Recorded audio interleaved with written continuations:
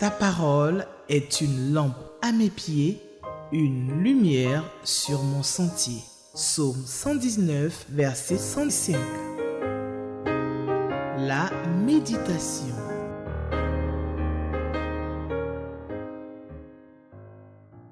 Téléspectateurs d'Espérance TV, je vous salue dans le merveilleux nom de Jésus-Christ de Nazareth. Celui qui a donné sa vie à la croix et qui s'est écrié à la croix, tout est accompli. Je bénis Dieu pour cette opportunité qu'il nous donne de nous retrouver pour méditer sa parole et le texte que nous propose le lecteur de la Bible pour la méditation du lundi 2 juin 2025, c'est celui du psaume 102, vers 16 au vers 29. Psaume 102, vers 16 à 29. Nous prions. Nous bénissons ton nom, toi qui es bon pour nous et qui nous prouve chaque jour ton amour. Merci pour ce temps que tu rends possible. Merci pour ces personnes que tu as disposées. Merci pour ta parole, qui est la vérité. Nous prions que cette parole puisse nous donner d'avancer encore un peu plus dans notre connaissance de toi et dans notre marche avec toi. Père, tu es bon pour nous. Et c'est pour cela que nous croyons que tu le feras, parce que nous te le demandons au nom de Jésus-Christ. Amen. Psaume 102, vers 16 à 29, c'est le texte de la méditation du lundi 2 juin 2025. Nous faisons la lecture du texte. Les nations craindront l'Éternel. Tous les rois de la terre reconnaîtront sa gloire.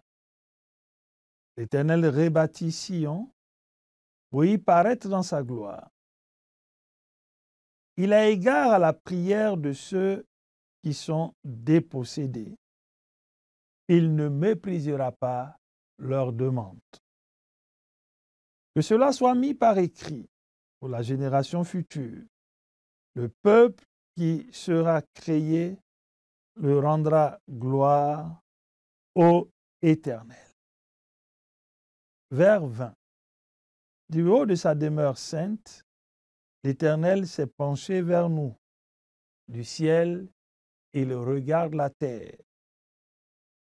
Et il entend des plaintes de ceux qui sont captifs. Il vient pour détacher les liens des condamnés à mort, pour que l'on publie en Sion la renommée de l'Éternel, sa louange à Jérusalem, quand se rassembleront les peuples et les royaumes tous ensemble, afin d'adorer l'Éternel. Vers 24. Il a brisé ma force au milieu de ma course et abrégé mes jours. C'est pourquoi je m'écrie, mon Dieu, ne me fais pas mourir au milieu de mes jours. Toi qui subsistes d'âge en âge, tu as jadis fondé la terre. Le ciel est l'œuvre de tes mains. Ils périront, mais tu subsistes. Tous s'useront comme un habit. Comme on remplace un vêtement, tu les remplaceras. Mais toi, tu es toujours le même. Tes années ne finiront pas. Vers 29. Les enfants de tes serviteurs auront une demeure. Sous ton regard, leur descendance sera fermement établie. Amen. Psaume 102, vers 16 à 29, c'est le texte de la méditation du lundi 2 juin 2025. Le psalmiste qui adresse une prière à Dieu nous rappelle, à partir du vers 9 qui constitue justement le début du texte de notre méditation, le psalmiste rappelle que Dieu fait tout pour sa gloire. Vers 16, vers 17, et il le dit clairement, les rois de la terre reconnaîtront ta gloire, et toi tu bâtis Sion, tu rebâtis Sion pour y paraître dans ta gloire. Chers frères, chers sœurs, Dieu ne partage sa gloire avec personne. Et quand il fait tout pour sa gloire, sa souveraineté prend le pas sur nos désirs, sur nos besoins, sur nos attentes. Parce que la gloire de Dieu, il ne la partage avec personne. C'est un Dieu jaloux, c'est un Dieu qui veille pour que sa gloire ne soit partagée avec personne. C'est pour cela, bien-aimés, que nous devons prendre en compte cette vérité et l'intégrer dans notre marche avec Dieu. Il rebâtit Sion pour y paraître dans sa gloire. Il est donc à l'œuvre. C'est lui qui tient les rênes. C'est lui qui orchestre tout. C'est lui qui enclenche tout. C'est lui qui coordonne tout. Si donc tu veux voir la gloire de Dieu dans ta vie, laisse-le agir pleinement. Si tu veux voir la gloire de Dieu dans ton foyer, laisse-le agir pleinement. Si tu veux voir la gloire de Dieu dans la vie de tes enfants, donne-lui cette opportunité d'agir pleinement. Ne le retiens rien. Si tu veux voir la gloire de Dieu dans ta maison, ouvre-lui les portes et dis-lui de venir prendre la place qui lui revient, le trône du roi des rois. Parce que Dieu est capable de rebâtir ou y faire paraître sa gloire. Si tu veux voir la gloire de Dieu dans ta nation, invite-le à prendre les rênes, à en être le maître. Invite-le à la rebâtir pour y faire paraître sa gloire. Dieu ne partage sa gloire avec personne. Et pour faire paraître sa gloire, sa souveraineté se met en branle. Chers frères, chères sœurs, ouvrons les portes. Invitons l'Éternel des armées, le Dieu puissant et fort, le Dieu puissant dans les combats, et laissons-le agir. À partir du vers 17, du vers 18, le psalmiste montre que Dieu ne reste pas indifférent à la prière de ceux qui reconnaissent leur état et leur tort. Et il le dit clairement au vers 18 de notre texte. Il a égard à la prière de ceux qui sont dépossédés. Il ne méprisera pas leur demande. Il ne méprisera pas leur demande. Chers frères, chères sœurs, Dieu a une oreille attentive à nos cris. Dieu a une oreille attentive à nos prières. Dieu a une oreille attentive à nos supplications, à notre repentance.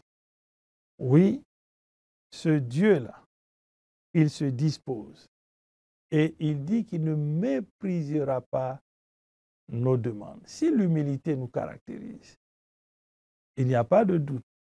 Dieu ne méprisera pas nos demandes. Chers frères, chères sœurs, c'est quelque chose d'important pour que tu saches en ce jour que Dieu est attentif à ta prière. Pour autant que tu sois sincère, que tu t'humilies devant lui, lui te dit qu'il ne se détournera pas. Il ne méprisera pas ta demande. Tu es donc rassuré et tu es assuré que tu ne parles pas à un Dieu mort, mais au Dieu vivant et vrai. Il se dispose à nous écouter. Vers 9, vers 20.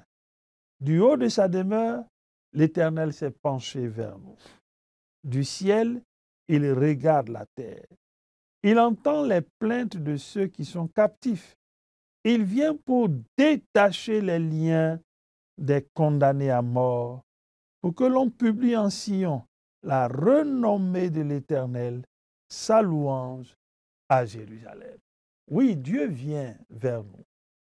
Il vient vers nos familles. Il vient vers nos foyers. Il vient vers notre activité professionnelle. Il vient vers la nation. Il vient vers l'Église.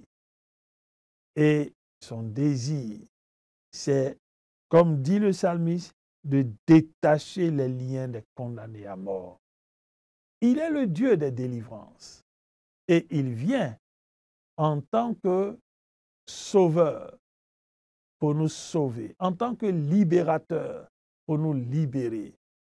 Il vient en tant que puissant guerrier pour mener les combats qui sont dignes d'être menés, pour que nous soyons détachés des liens de la mort. Quel merveilleux Dieu qui se penche vers nous, qui regarde la terre et qui entend les plaintes de ceux qui sont captifs. Dieu nous rassure, chers frères, chères sœurs, chers téléspectateurs, qu'il entend les plaintes de ceux qui sont tenus captifs. Es-tu tenu captif? Ton foyer est-il tenu captif? Ta maison est-elle tenue captive? Tes enfants sont-ils tenus captifs? Ta nation est-elle tenue captive?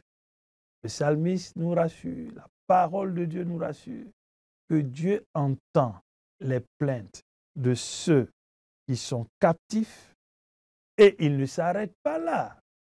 Quand il entend ces plaintes, il vient pour les détacher des liens de la mort. Chers frères, chères sœurs, c'est une bonne nouvelle. C'est une bonne nouvelle. Dieu dit qu'il vient pour nous détacher des liens de la mort, des liens des condamnés à mort. Oui, c'est une bonne nouvelle. Combien de personnes autour de nous ne sont-elles pas condamnées à mort? Dans nos familles, dans notre environnement où nous vivons, dans notre travail, dans notre localité, dans notre nation, plusieurs sont condamnés à mort. Mais Dieu dit qu'il vient pour les détacher des liens de la mort. Chers frères, chères sœurs, nous qui avons expérimenté cette délivrance, cette action de Dieu, nous ne devons pas nous taire. Nous avons le devoir, la responsabilité d'annoncer à tous ceux qui sont condamnés à mort que Dieu vient pour les détacher des liens de la mort.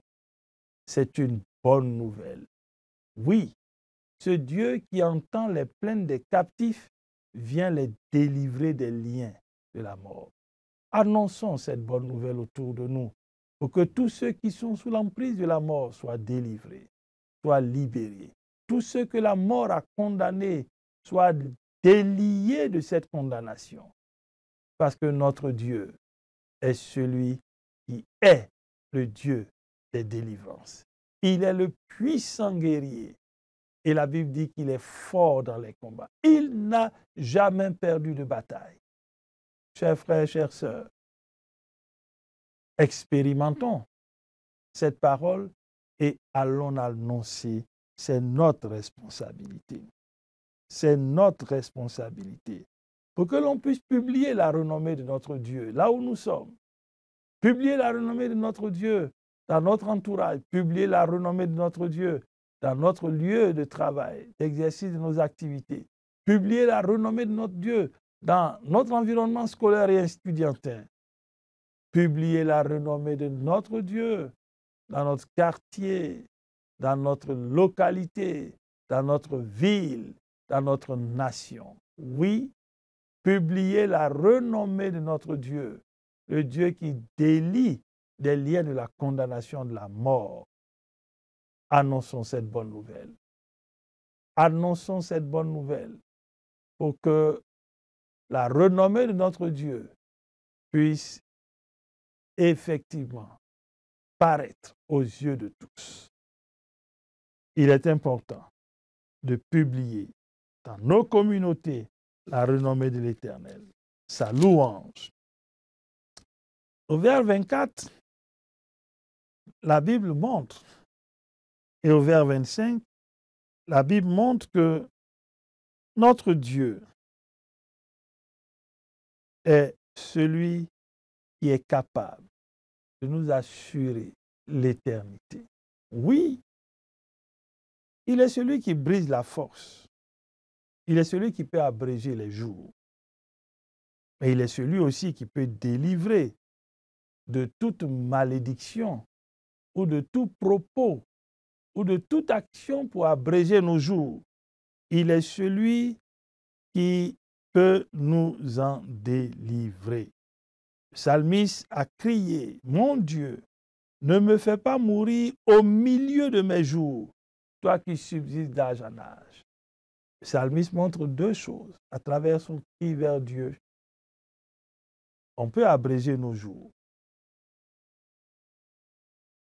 Et cette action peut se faire alors que nous n'avons pas accompli pleinement nos jours. C'est pour cela qu'il dit, ne me fais pas mourir au milieu de mes jours. Il y a encore des jours pour lui à vivre. Et le psalmiste crie à Dieu pour qu'il lui donne d'accomplir pleinement les jours que Dieu lui a destinés sur cette terre. Chers frères, chères sœurs, en faisant référence au psaume 139, nous voyons que le psalmiste nous dit bien à partir du vers 14, 15, 16, il montre que Dieu, avant même que le premier jour qui le concerne existe, Dieu avait déjà écrit tout ce qui le concerne. C'est pour cela qu'il est important que nous sachions que les jours que Dieu a prévus pour nous, c'est notre droit d'en jouir pleinement. Mais en face, il y a une adversité qui veut abréger nos jours au milieu de ce que Dieu a prévu.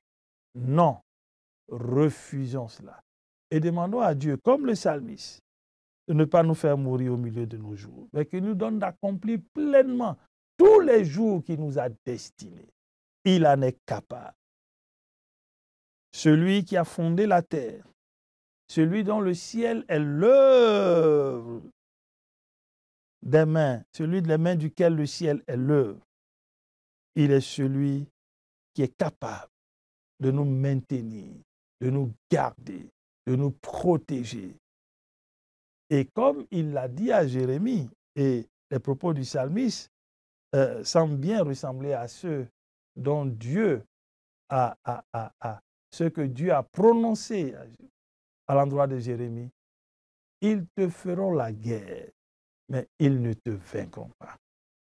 Et comme le psalmiste le dit, eux, ils ploient et ils tombent, mais toi, Dieu, tu subsistes de génération en génération. Ils périront, mais Dieu subsiste. Ils s'useront comme un habit, mais Dieu est toujours le même. Ces années ne finissent pas. Quelle assurance! Notre Dieu est éternel, chers frères, chères sœurs. Notre Dieu est éternel. Les hommes passent. Et le psalmiste le dit, l'homme est comme la fleur des champs, comme l'herbe des champs. Lorsqu'un vent passe, cette herbe disparaît. Mais notre Dieu, il subsiste de génération en génération. Ses jours ne finiront pas.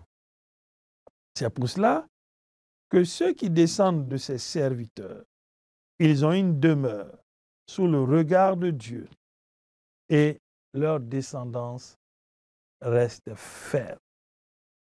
Chers frères, chères sœurs, ce Dieu dont le psalmiste parle, ce Dieu qui se penche vers nous, ce Dieu qui entend les plaintes des captifs, ce Dieu qui vient détacher les liens des condamnés à mort, ce Dieu qui travaille à sa gloire, ce Dieu qui veut que sa renommée soit sue, ce Dieu-là, il subsiste d'âge en âge.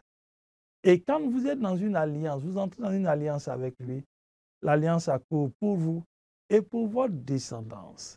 C'est pour cela que le psalmiste peut dire avec certitude, les enfants de ton serviteur auront une demeure, sous ton regard, leur descendance sera fermement établie. Chers frères, chères sœurs, chers téléspectateurs, si tu es fidèle à ce Dieu, lui demeure fidèle à son alliance. Et son alliance aura aussi une incidence sur ta descendance. Et sous son regard, ta descendance sera fermement établie. Elle aura une demeure. Dieu le promet, il le fait et il continuera de le faire. Qu'allons-nous retenir pour notre prière? Nous allons bénir notre Dieu de ce que il fait tout pour sa gloire. Et quand il est dans cette dynamique, sa souveraineté prend le pas sur toute chose. Bénissons-le de ce que il se dispose à écouter nos plaintes, à ne pas mépriser nos demandes, pour autant que nous soyons humbles, nous repentions.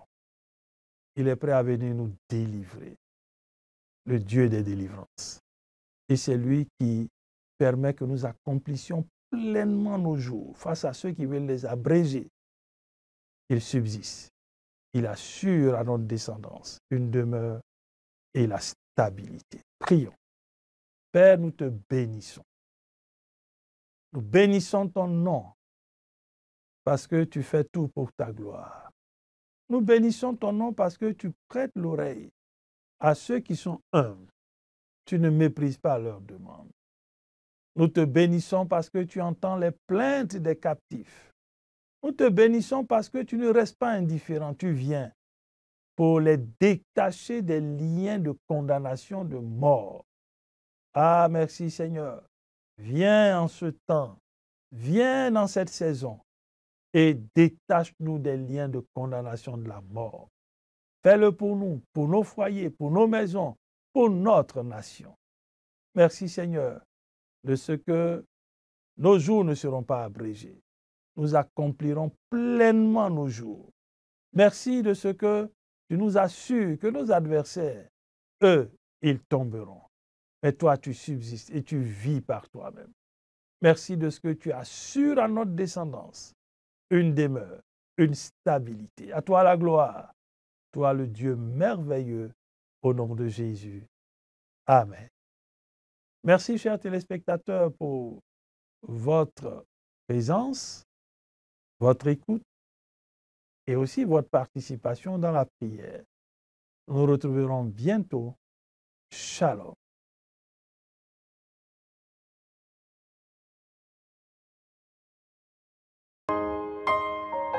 Ta parole est une lampe à mes pieds, une lumière sur mon sentier. Psaume 119, verset 105. La méditation.